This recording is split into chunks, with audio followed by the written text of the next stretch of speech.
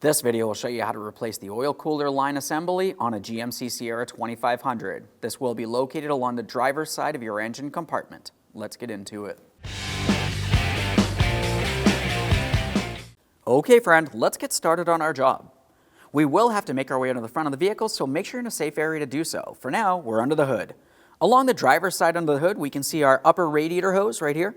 As you make your way down along this side of the radiator, we can see each of our two cooler lines. We have one out in the open, the next one's just below it. Let's start up on the upper line first. For each of these two lines, the process will be the same. You're going to find that you have a plastic locking area. We need to pry that out of place. Now for this, I'm just using a flat blade screwdriver to make my way in between, and I should be able to just pull that right down the line. Your new line will come with a brand new plastic lock. You do not need to worry about breaking that. With that out of the way, we're focusing on the adapter that leads to that radiator. You're going to find that you have a small metal clip to be removed. To remove these metal clips, typically I like to use a small angled pick. I'm going to try to get underneath one of my ears. As I start pulling this away, we can see it starting to separate. This is exactly what we're looking for. At this point, it may be helpful if you had a second pick or a small screwdriver to make your way underneath that area. There we are. Let's continue on pulling this out of place. As we start pulling this out, just be careful not to lose it. We will be reusing it. There's our clip. It's not rusted, rotted, or weak. Now we can take hold of the line and carefully pull it away from the radiator. It's only going to go so far here. You could use some penetrant as necessary. Now as you can see, our line is stuck in the fitting here, and this is common. Since we are replacing the line, I'm not worried about damaging it. I'm going to squeeze on it using some locking pliers, and I'll use a long pry bar as leverage to pry this out of place.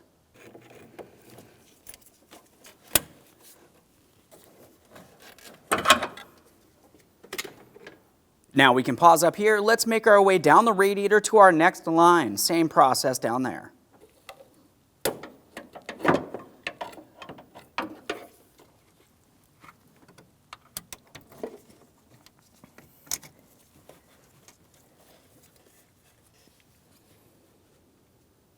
That clip looks like it's in good usable order as well. With that clip out of there, let's go ahead and take hold of the line and pull it out of place. You may have to use your locking pliers and pry it. Otherwise, you can just shake it around and hopefully it'll slide out. Let's see. Both lines are separated from the radiator. Now if we follow them down along the fan shroud, you should find that you have a plastic clip holding them to the fan shroud. Let's go ahead and pull that out of place.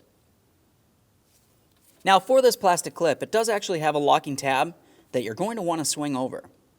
This can either be facing upwards or downwards. It really depends on how it was mounted. This one looks like it's on the bottom side here, so I'm just going to use a small pick, make my way in between, and separate it. At this point, you should be able to take hold of each of those two lines and go ahead and slide them out of place.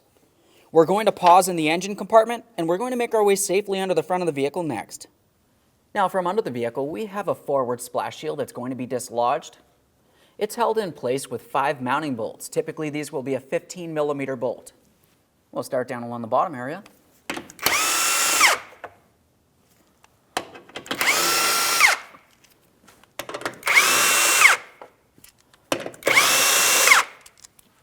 We're holding our shield.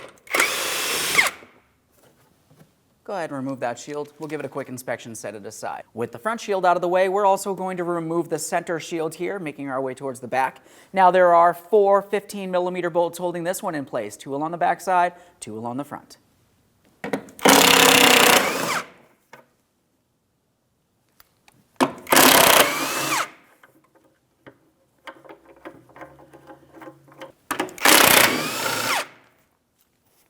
We're holding our shield. Go ahead and inspect that shield and set it aside. With that shield out of the way, we can see our front differential. We're going to make our way all the way up along the differential, up towards the engine. Up in this area, I can feel my mounting bolt. To remove this mounting bolt, I'm using a flexible head 13mm wrench. Just using my pry bar to hold the wrench in place while I continue on. See if we can get this to break free.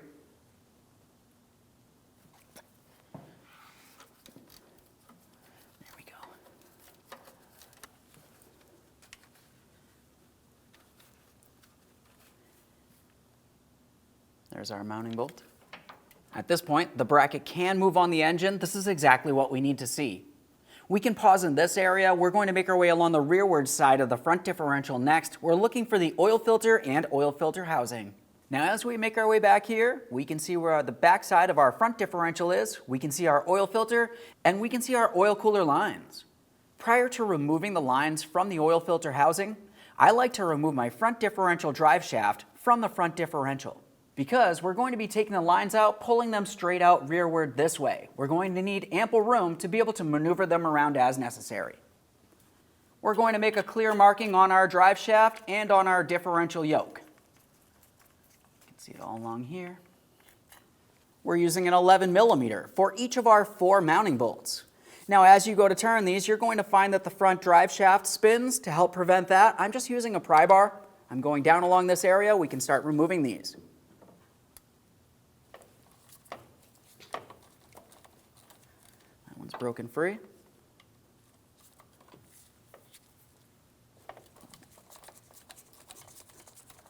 That one's broken free.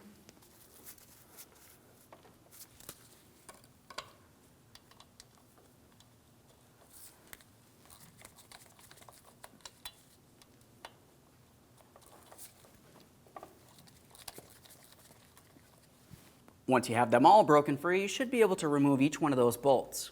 As you remove the 2 bolts on either side, you're also going to have a small cup that goes over your U-joint.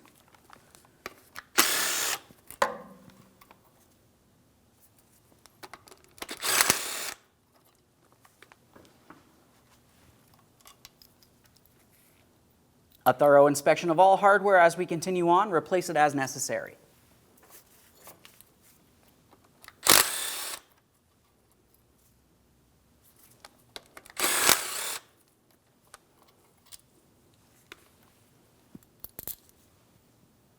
Both these caps and the mounting bolts will look the same. You do not need to worry about mixing them up. Now I'm spinning this so I can use my pry bar. I'm going to go up against my drive shaft and up against my front differential yoke and start pulling this out. When we pull it out, you want to pay attention along each side where your U-joint caps are. You're going to find one side typically will start coming out, the other side's just going to pivot. We want to be careful not to pull the caps off of the U-joint. That can cause damage.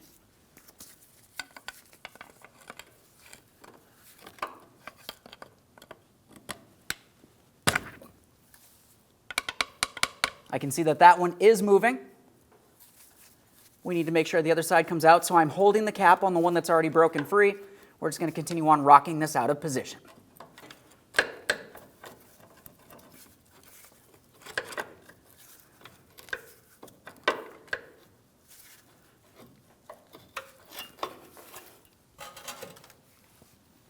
Go ahead and bring that down and set it aside. Let's have a look up in this area next. Here's where we can see our oil cooler lines leading to our oil filter housing. We'll use a 10 millimeter for each of these bolts. Keep in mind, as you remove this hardware, typically there will be oil in this area. We have our collection receptacle under here.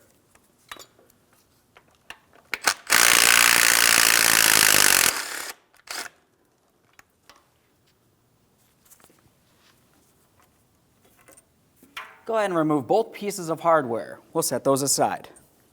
You may find that your gasket falls out of place. That's okay. We need to remove this either way, and you're going to dispose of it. We never reuse these gaskets.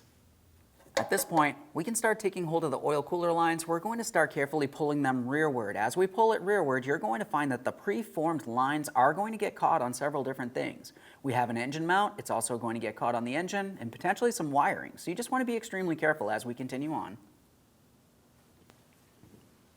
We're working along the front side and the rearward side. We'll just maneuver this around as necessary.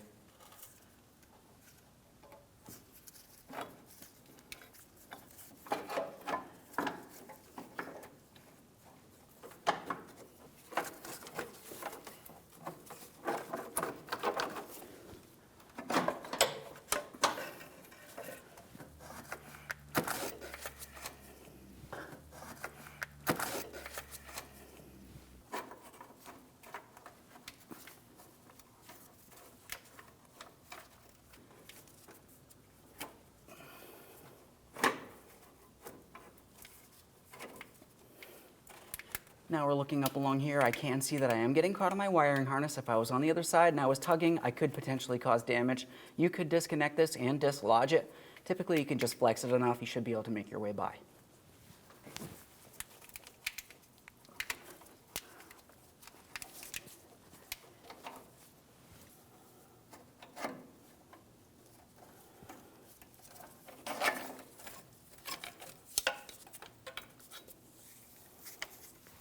There it is, friend. Go ahead and drain that into your collection receptacle and set it aside for recycling. Now, prior to installation of any brand new part, of course, we need to make sure we clean and inspect our mounting area. We're starting up along the oil filter housing. We need to make sure there's no miscellaneous debris or pre-existing gasket. You can use a flat blade razor to remove any debris. We're also going to wipe this down using a clean rag. I don't like to use any detergents, which might make their way into the oil system. Now we can move along the front side of the front differential. In this area, you remember that we had wiring harnesses. We need to make sure we did not cause any damage to any of the wiring harnesses during the removal process of those oil cooler lines. Obviously, during the installation, we want to double check those as well. After you've confirmed everything's good here, we're going to start the installation of our lines along the bottom. Once we get back up in the engine compartment, prior to installing the lines in the radiator, we need to make sure we clean and inspect those ports as well. For now, while we're under here, let's continue on the installation. Now that we finished cleaning, let's have a look at our oil cooler lines. We're looking at the side that goes to the radiator. We need to make sure we cover this so no miscellaneous debris makes its way in. Now, I do have a small rubber cover that I can use. You can also just use electrical tape, whatever's easiest for you. I always like to make sure that my locking tabs will stay up in this area as well, just so they don't get damaged as I continue on. Obviously, you can cover this any way you deem fit.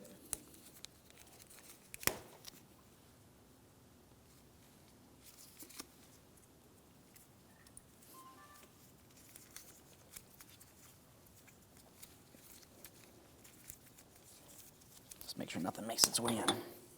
Let's install these in the vehicle. And now we can install that brand new oil cooler line. When we bring this in position, we're starting with the area of the line that leads up towards the radiator. We're going to have to carefully work this in position along the side of the engine in between that motor mount. We're also paying attention to wiring harnesses. As we bring this towards the front, once we have it up there, we're going to have to start pivoting the forward side of the lines up and in before continue pressing the lower aspect in as well.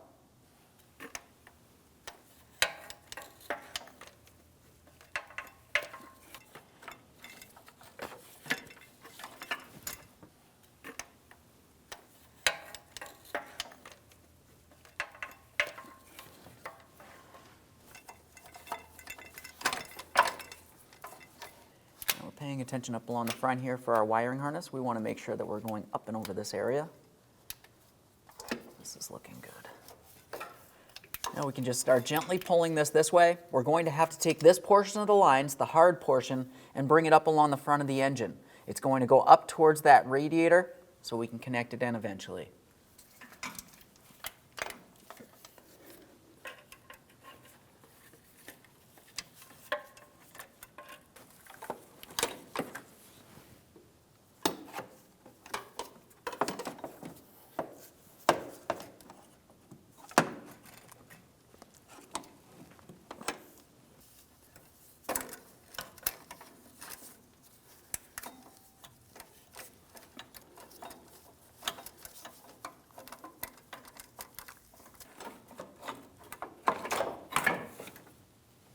So now looking back here, I can tell that this portion of my lines are in the proper position. We're going to be installing these before we install the upper portion of the lines. For now, we'll leave this right where it is. We're going to have a look up at the front first.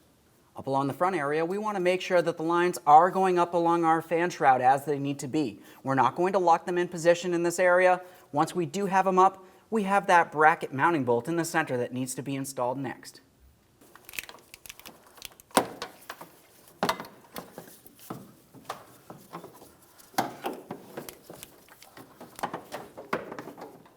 So we can take hold of our lines, we can maneuver them around as necessary. We're going to get that bolt in place here.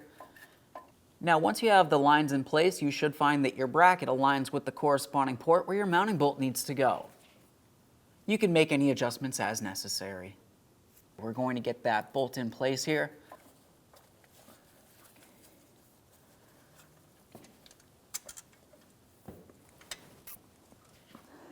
Now I do have that bracket bolt started in.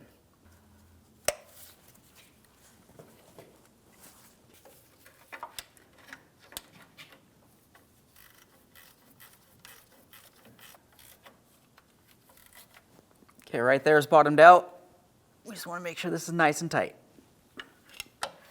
Now we're making our way towards the rear of the lines where these lines connect to our oil filter housing. Now for this, we need to make sure that we have this properly aligned. You can adjust it forward and rearward as necessary. It just slides in the bracket that we just attached to the engine. Prior to installing it, we also want to make sure we take off our protective cover on this. This is just a small piece of plastic that should slide out of place. This plastic is holding your mounting bolts and also your brand new gasket in place. I'll just take this off of here and I'll show you exactly what's going on. So there's that cover. That just slides off. You can set that aside for disposal. With that plastic cover off of there, you also want to make sure you still have the gasket in place. The gasket's going to be on the other side of this, in between the lines and that oil filter housing. The gasket should be attached. It should look like this. We'll flex this as necessary. We're aligning our mounting bolt ports. Everything should slide right into place. Once you feel as though you have it in the proper placement, start in each one of the two mounting bolts by hand so you're sure you're not cross-threading them into the wrong position. Before tightening them, just double check to make sure the gasket has not fallen out of place. It should not, but double check. Now that I have them started in, I'm going to lightly snug them.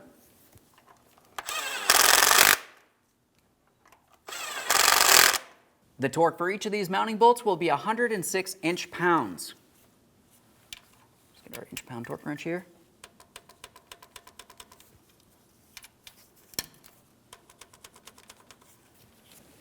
Let's take hold of the lines, give them a wiggle. They should not move out of place. The next thing we'll do is clean down the corresponding area. We can see that we do have residual oil making its way down the oil filter.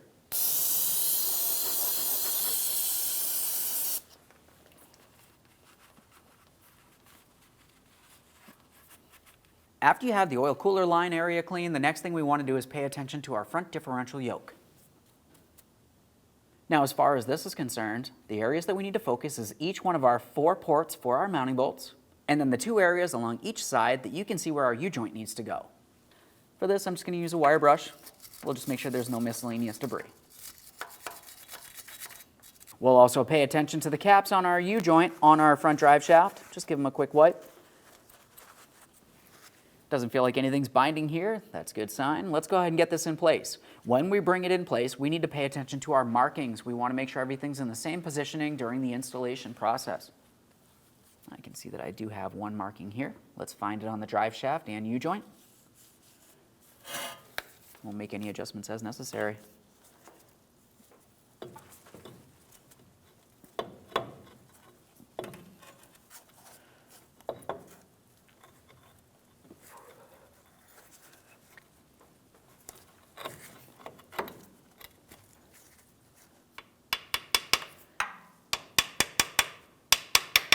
Just a couple light taps, confirming it's properly seated. We'll continue on with our caps and our mounting bolts. We have our caps with our mounting bolts here.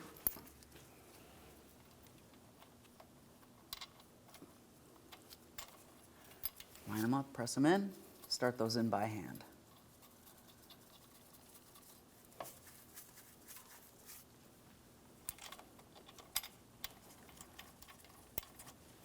Once they're all started in, snug them up and then torque those to 18 foot-pounds.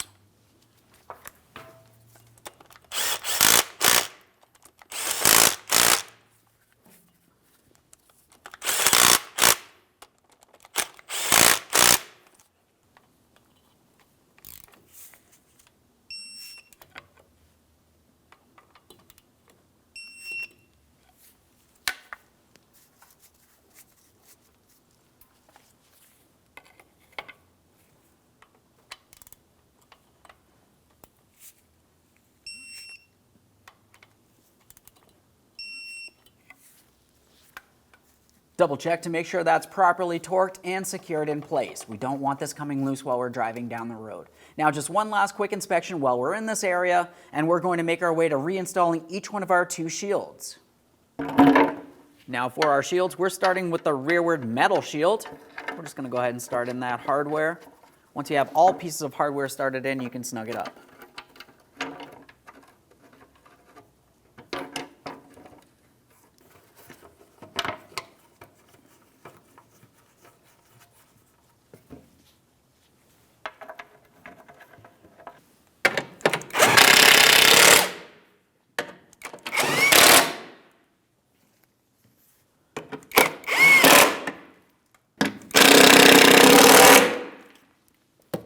Double check to make sure that's secured in place. Let's move to the forward shield next.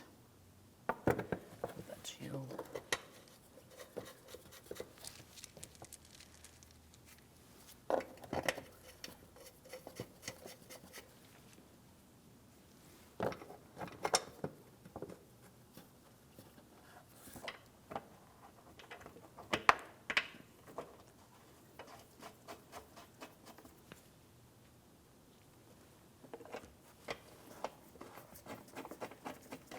They're all started in. Let's go ahead and snug them up.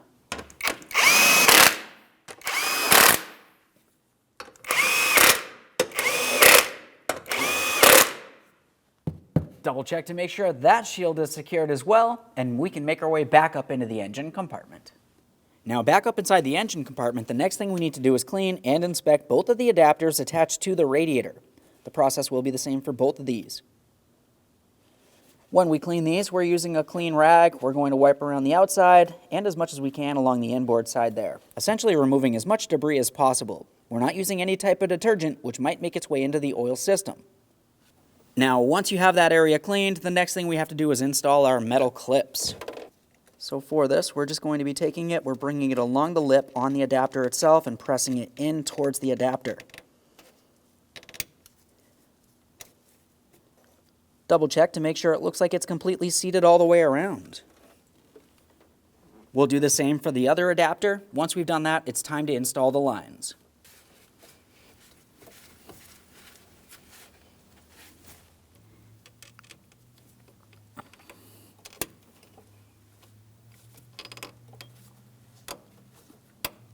There we are. We had applied some tape along the end so we don't get any dirt inside there. Just go ahead and remove anything that you have over it.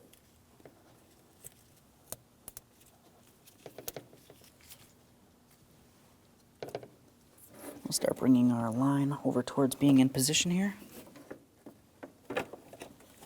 Now you can see that I do have the line aligned with the adapter on my radiator, but we also want to focus on that plastic bracket. If we're in the wrong positioning here, that's going to cause an issue. We'll make any adjustments as necessary.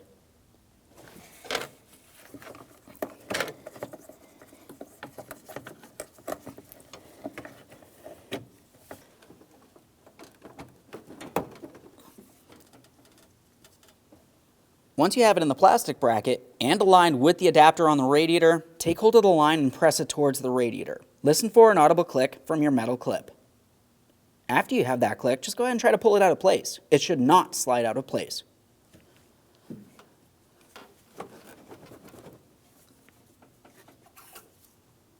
Let's install our plastic lock. That's just going to slide over this area and prevent that clip from falling out while we're driving down the road.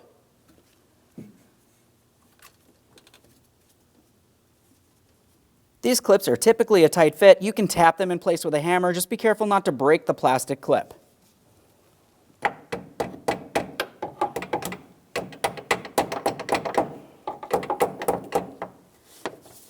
Okay, we got that lined up with the bracket. Let's look up at the radiator next. We have our audible click. It does not fall out of place. We're going to protect that.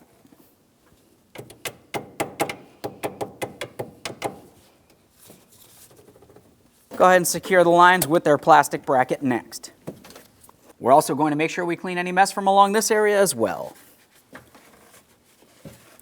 Now, whenever you do these lines, you always want to make sure you do an oil change. At minimum, if you're not planning on doing an oil change, you definitely want to at least check the engine oil level, since we did lose a little. You want to make sure you start the vehicle. Let it run for approximately 5 seconds and turn it off.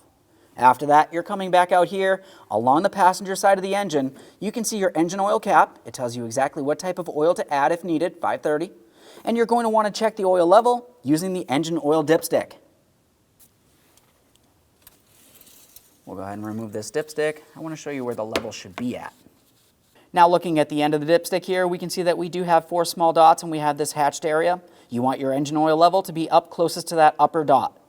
If it's a little low, just go ahead and top it off with 530 oil. Once you're sure you're at the proper level, whether you either topped it off or you replaced the engine oil, just go ahead and reinstall that engine oil dipstick. Okay friend, once you know that your engine oil level is perfect, double check for any leaks and then take your vehicle for a road test. Thanks for watching. When only the best will do, demand TRQ. The only company that lets you view before you do. TRQ is committed to offering the highest quality aftermarket auto parts that are engineered for peace of mind. Thanks for using and viewing with TRQ.